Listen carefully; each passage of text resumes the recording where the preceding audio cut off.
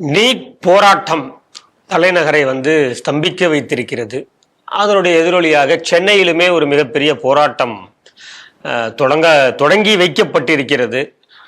அதில் பல்வேறு பிரபலங்கள் தங்களுடைய ஆதரவை மாணவர்களுக்காக நாங்கள் ஆதரவை தெரிவிக்கிறோம் அப்படின்னு சொல்றாங்க.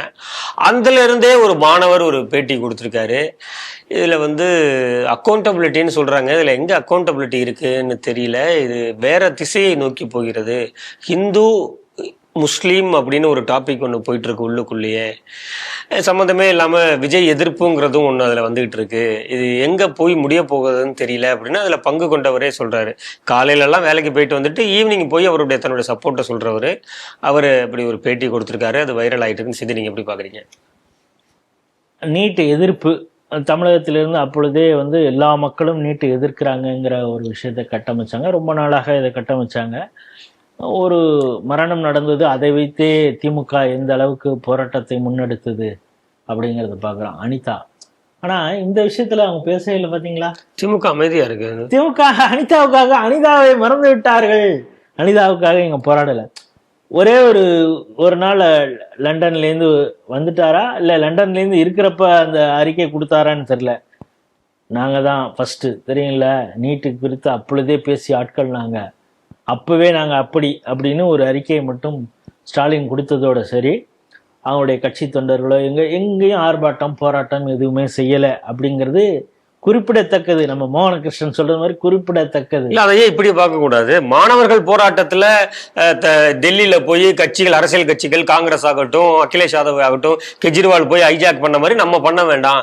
மாணவர்கள் போராட்டமாகவே இருக்கட்டும்னு ஏன் திமுக நினைச்சிருக்க கூடாது? ஏன் அங்க கனிமொழி போய் எல்லாம் தீப்தியை எல்லாம் போய் பார்த்து அங்க ஆதரவுலாம் சொல்லிட்டு தான் அப்படியெல்லாம் அவங்க விடக்கூடிய விசாலமான எண்ணம் கொண்டவர்கள்லாம் கிடையாது. அந்த இடத்துல சைக்கிள் கேப்ல உள்ள பூந்து அதை ஹைஜாக் பண்றதும் இல்லை. அங்க இருக்கிறவங்க பாதி பேர் பலி கொடுத்தா கூட பரவாயில்லன்னு நினைக்கக்கூடிய ஒரு கட்சி தான் திமுக. ஆனா இப்பொழுது பாத்தீங்கன்னா எங்க பார்த்தாலும் போராட்டம். இது யாரு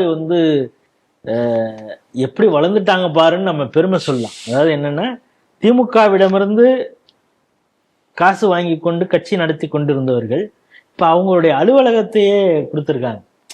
அந்த அளவுக்கு வளர்ந்துருக்காங்க அப்படிங்கிறத பார்க்குறோம். அவங்களுக்கு சோஃபாலாம் போணுச்சா என்னென்னா நமக்கு தெரியல. பட் இப்போ நல்லா சம்பத்துகளோடு இருக்காங்க போல, நல்ல வளத்தோடு இருக்கிறாங்க போல இருக்கு. நீங்கள் எத்தனை நாள் வேணாலும் தங்கிட்டு போராட்டம் பண்ணுப்பா, உனக்கு பிஸ்ஸா பர்கர் எல்லாம் வரும் அப்படின்னு சொன்னாங்களான்னு தெரில. அப்புறம் இன்னைக்கு சமூக வலைதளங்கள்லாம் பார்த்தேன். சாதாரணமாக இந்த எஸ்எஃப்ஐ, இந்த கம்யூனிஸ்ட் அமைப்புகள் பண்ணக்கூடிய போராட்டங்களில் இளைஞர்கள் ரொம்ப ஆவலோடு கலந்துக்கிறாங்க அப்படின்னு சொல்லி பல படங்களை எல்லாம் போட்டிருந்தாங்க. அதெல்லாம் பார்க்கும் பொழுதே நமக்கே வயசு கொஞ்சம் சின்னதாக இருந்தால் நம்மளே கூட அந்த போராட்டத்தில் போய் கலந்து கொண்டிருக்கலாமோ, ஆஹா நமக்கு ஒரு 45 வயது ஆகிவிட்டதே அப்படிங்கிற ஒரு வருத்தம் தான் நமக்கு இருக்குது. ஏன்னா இப்படியெல்லாம் இருந்தால் கண்டிப்பாக போய் போராடுவாங்க அப்படிங்கிறது. அதில் பல பேர் பெண் பிள்ளைகள்லாம் கொடுக்கக்கூடிய கோஷங்கள், அவங்க அடிக்கக்கூடிய டான்ஸு, அவங்க பேசக்கூடிய பேச்செல்லாம் பார்த்தா நீங்கள் ஹெட்ஃபோனில் போட்டு கேட்கவும் அப்படின்னு சில இதெல்லாம் சொல்லுவாங்கள்ல, அது மாதிரி ஹெட்ஃபோனில் கேட்டு தான் நீங்கள் பார்க்கணும்.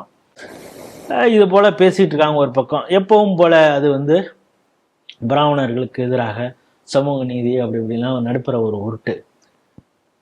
இப்போ சமூக நீதி அப்படின்னாலே ஒரு ஆள் கண்டிப்பாக முன்னால் இப்போ வந்தாகணும். அவர் பேர் நீலம் பண்பாட்டு மையம் பா ரஞ்சித்.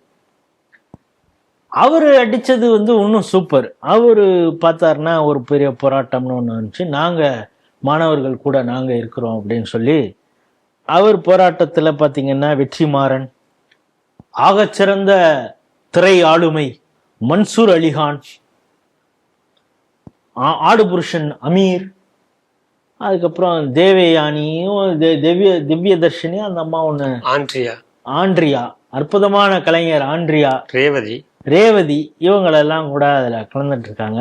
ஏன் இந்த டொலூட்டியா, அந்த ரோஹிணி டொலூட்டியை விட்டுட்டாங்களா என்னன்னு தெரியல. ஒருவேளை அவங்க ஆந்திராவுக்கு தலைமை தாங்குவாங்க. மேபி கம்யூனிஸ்ட் போராட்டத்தில் ஏதாவது கலந்துட்டு இருப்பாங்களா, ஸ்கிட் ஏதாவது போட்டிருப்பாங்கன்னு நினைக்கிறேன். அந்த தேவதர்ஷினியா அந்த அம்மா பேசுது. அவங்களெல்லாம் பார்க்குறப்ப எனக்கு அப்படியே அழுக. அந்த அம்மா கொஞ்சம் நல்லா தான் நடிக்கும். அவருடைய ஹஸ்பண்ட் தான் நடிக்கும், சினிமால நடிக்குது. ஆமா, சேத்தனுடைய மனைவி. அது அந்த அடிக்கிறப்ப பாக்குறப்பதான் என் பெண்ணை என் கண்ணு முன்னால வந்துட்டு போனா இப்படியெல்லாம் மாணவர்களை வந்து உரிமைக்காக போராடுறவங்கள அடிக்கிறாங்களே அப்படின்னு. சரின்னு திரும்ப ஜூம் பண்ணி யாரா அது இந்த அம்மா பேசுது அப்படின்னு எல்லாம் பார்க்குறப்ப இப்போதான் சமூக வலைதளங்கள் ரொம்ப வேகமாக நம்ம ஆட்கள் செயல்படுறாங்களா, டம்முன்னு இன்னைக்கு 2 வீடியோவும் எடுத்து போட்டாங்க. ஒன்று இந்த அம்மா ரொம்ப சென்டிமெண்ட்டாக உருகி பேசுறது ஒரு பக்கம். அடுத்தது என்னன்னா, போதி கேம்பஸில் ஜாயின் பண்ணுங்க, ஏன்னா அங்கே தான் வந்து நீட்டுக்கான கோச்சிங் பக்காவாக கொடுக்குறாங்க, அதில் நீங்கள் சேர்ந்தீங்கன்னா கண்டிப்பாக பாஸ் பண்ணிடலாம் அப்படின்னு நீட்டு அகாடமிக்கு இந்த அம்மா வந்து ஒரு விளம்பரம். பாவம் எவ்வளோ வெள்ளந்தியா இருக்கு பாருங்க. கேட்டால் இவங்க ஸ்கிரிப்ட் கொடுத்தா அது என்னவோ அதை மட்டும் படிச்சுட்டு வந்துடுவாங்க போல இருக்கு. அவங்களுக்கு அந்த நேரத்தில் கொள்கை மயிறு இதெல்லாம் அதில் வராது போல இருக்கு அந்த அம்மா. அதுக்கப்புறம் ரேவதி அந்த அம்மா அது தன்னை வந்து புரட்சி போராளின்னு காட்டணுங்கிறதுக்காக பேசுது. ஆண்ட்ரியா வந்து ரொம்ப ஆச்சரியமா இருந்த முழு ட்ரெஸ்ல வந்து அந்த அம்மா வந்து பேசுனது. அதற்காகவே அந்த அம்மாவை நான் என்ன பொறுத்தவரை நான் பாராட்டுறேன். முழு ட்ரெஸ்ல வந்து அந்த அம்மா பேசுனுச்சு. வெற்றிமாறன், அதாவது இவங்கெல்லாம் எவ்வளவு வெற்றிமாறன் படித்தவர், அவர் இன்ஜினியரிங் படித்தவர். அவங்க அப்பா அம்மா 2 பேருமே எழுத்தாளர்கள், நல்ல இதில் வந்தவர். ஆனால் அவர் எடுத்த படம்லாம் பார்த்தீங்கன்னா எல்லாம் ரவுடி பயலுடைய வாழ்க்கை வரலாறை வந்து அவங்கள வந்து தியாகசீலரா அவங்க வந்து அந்த பகுதிக்கே அவங்க தான் எல்லாமாக இருந்தவர்கள் மாதிரி அவர் படம் எடுப்பார். ஒரு நாளும் ஒருத்தன் படித்தவனை பெரிய ஆளா ஆனவன் மாதிரி அந்த ஆளு எந்த படமும் காட்டினதில்லை. அந்த ஆளு இன்னும் பழைய காலத்திலே இருக்கிறான். என்னன்னா 1200 மார்க்குக்கு பத்தி பேசிட்டு இருக்கான். அதனாலதான் மோகன்ஜி சத்திரியன் போட்டிருந்தார், அண்ணே இந்த காலத்துல என்ன இருக்க, இப்ப 600 மார்க்குக்கு தானே எக்ஸாமே நடக்குது அப்படின்னு போட்டிருந்தார். அதான் இவன்லாம் தன்னை வந்து புத்திசாலின்னு நினைச்சுக்கிட்டு மைக்க கொடுத்தா பேசுறது. இன்னொருத்தான் அந்த ஆளு அமீர், அந்த ஆளு பேசுறதுக்கும் அந்த ஆளு அப்படியே மதத்தை வந்து அப்படியே தூண்டி விடுறாராம். ஒரு போட்டோ காட்டு. இப்ப இந்த போட்டோங்கிறதே ரொம்ப காலமாக அதை வந்து ஒரு போராட்டத்திற்கு பயன்படுத்தக்கூடிய ஒரு விளம்பர மாடலாக பயன்படுத்துறாங்க. பார்த்தீங்கன்னா ஃபர்ஸ்ட் எப்படின்னா, இல்லீகல் இமிகிரண்ட்டை ஏற்படுத்துறதுக்காக என்ன பண்ணாங்கன்னா, இந்த சிரியா ஈராக் இந்த வார் நடக்கும் பொழுது இவங்கெல்லாம் வந்து போட்டில் பிடிச்சிக்கிட்டு எந்த அரபு கண்ட்ரிக்கும் போக மாட்டான். அவர் போனால் நேராக UK யூரோப் கண்ட்ரிக்கு தான் உள்ளே போவான்.